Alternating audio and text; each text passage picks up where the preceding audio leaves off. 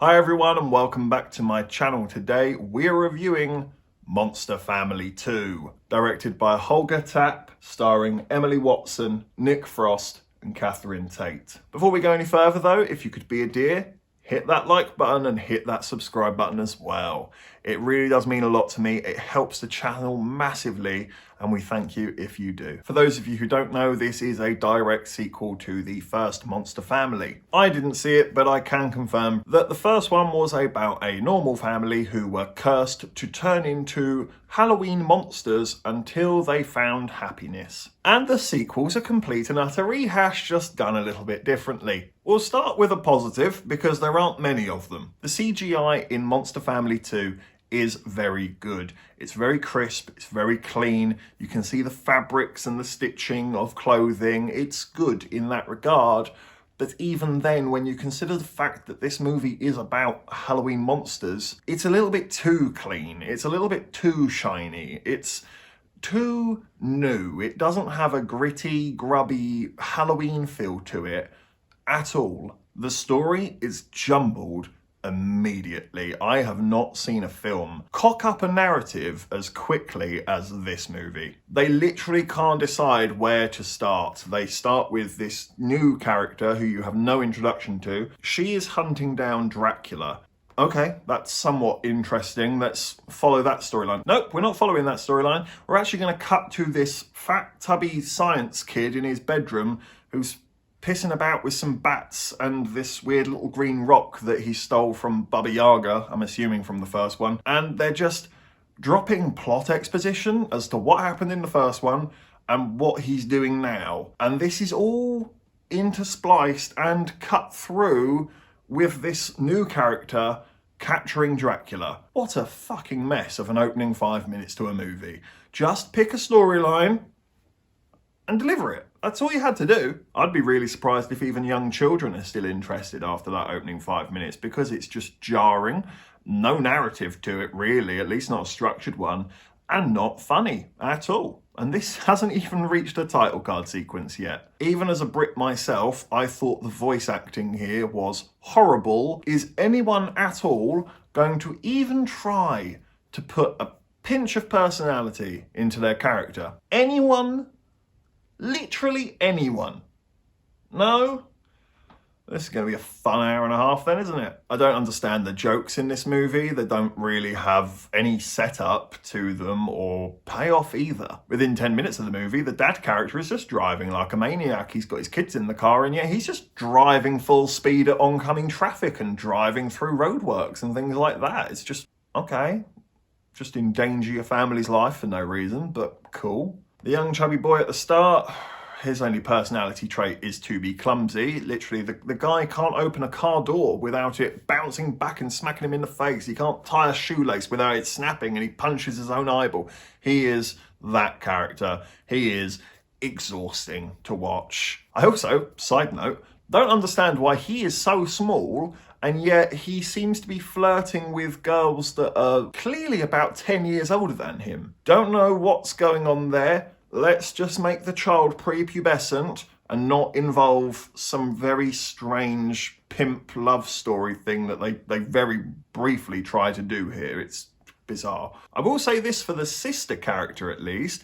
She does have an arc. It doesn't continue, but she does get an arc.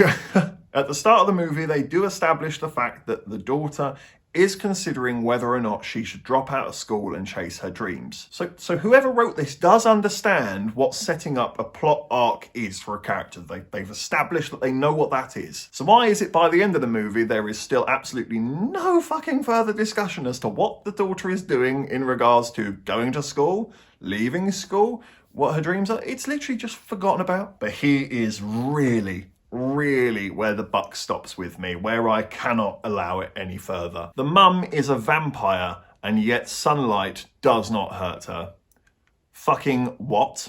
What's even weirder is that she turns into a vampire while her husband turns into Frankenstein's monster. They weren't a collaborative pair, at least to my knowledge, not in a buddy team-up sort of sense. Being a husband and wife, wouldn't it make more sense for him to be Count Dracula and her to be, the Countess?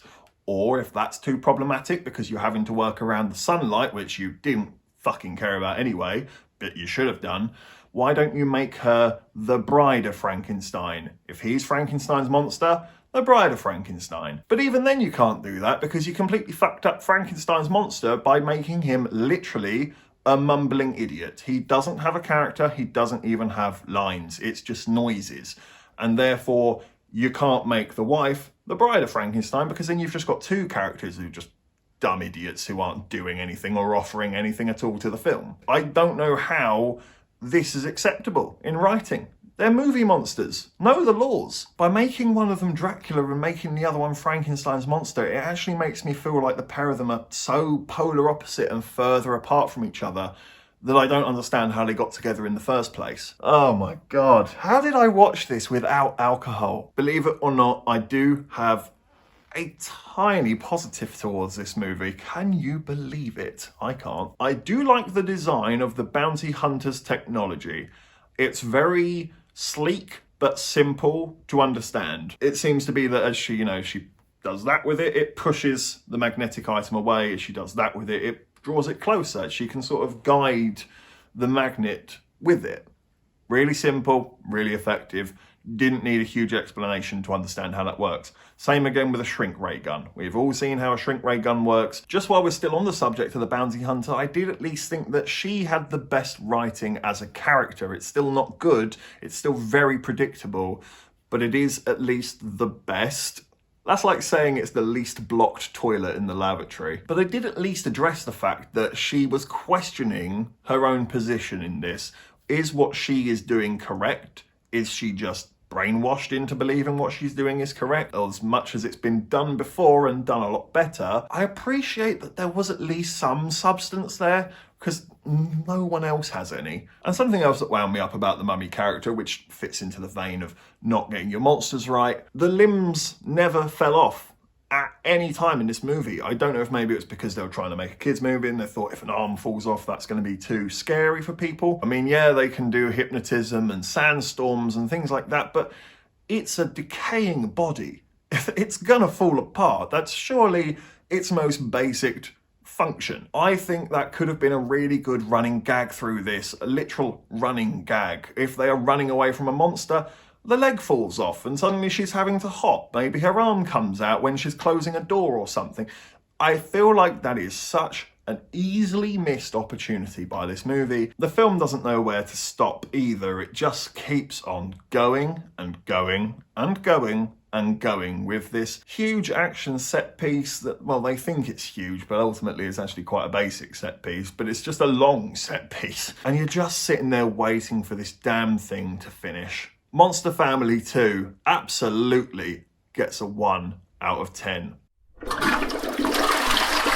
Thank you for watching this review. Please be sure to leave a like and hit the subscribe button, and please be sure to leave a comment as well.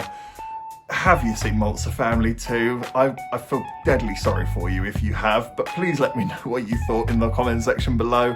Take care, and I look forward to seeing you on the next review.